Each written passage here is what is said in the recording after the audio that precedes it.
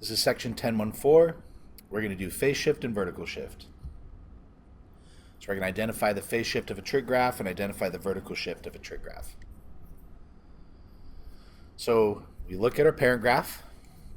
We know it's sine. Sine follows this pattern.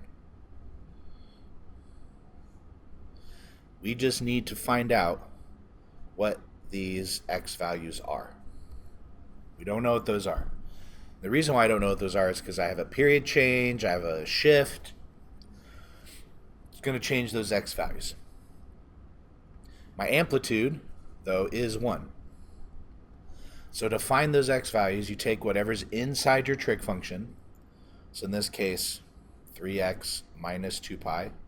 And you put that between 0 and 2 pi. So I'm going to add 2 pi to everything. Divide everything by 3. And then now I can find those values. You don't have to, remember, you don't have to draw a box. I'm just showing that these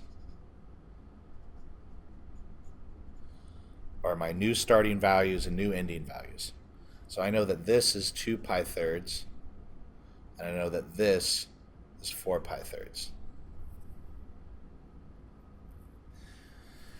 Now I need to find the other values. So we're going to add them together and divide by 2. So to find this one, 2 pi thirds plus 4 pi thirds, divide by 2.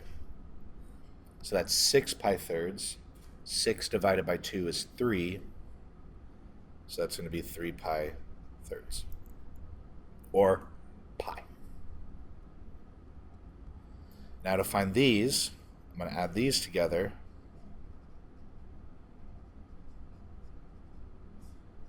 Three pi thirds plus 2 pi thirds is 5 pi thirds.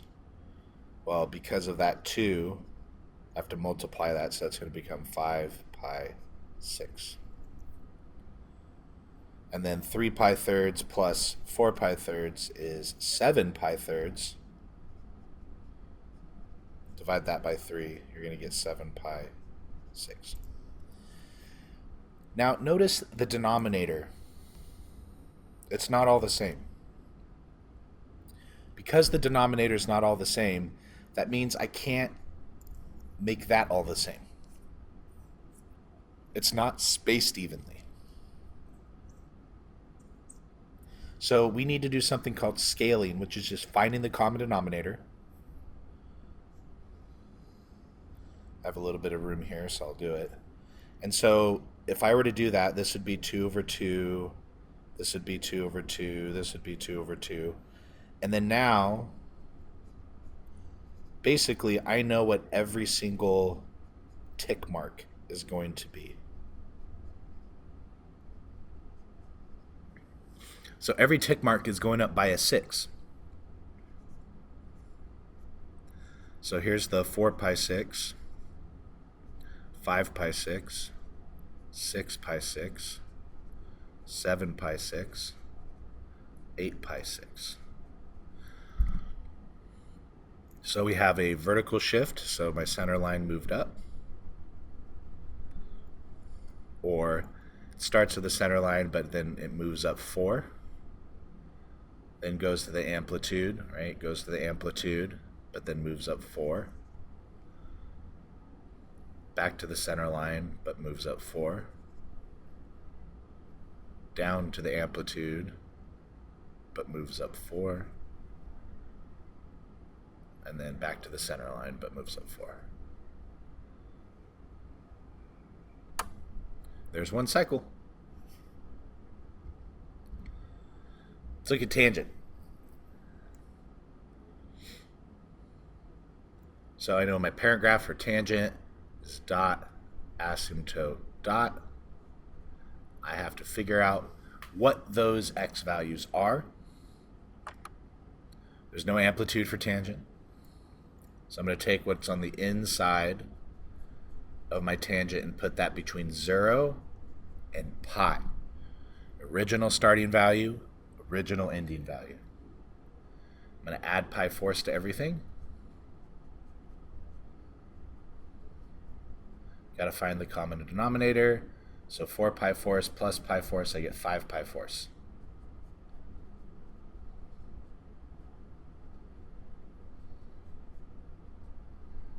Divide everything by 2.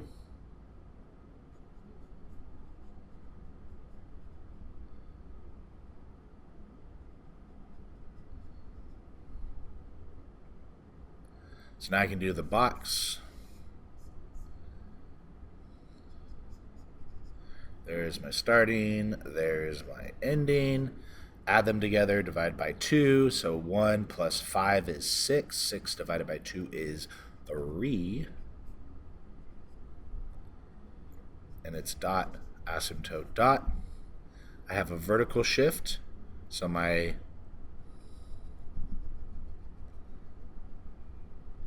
line moves down here. Because of those values, I know this first one is pi eighths, then it's 3 pi eighths, and then it's 5 pi eighths.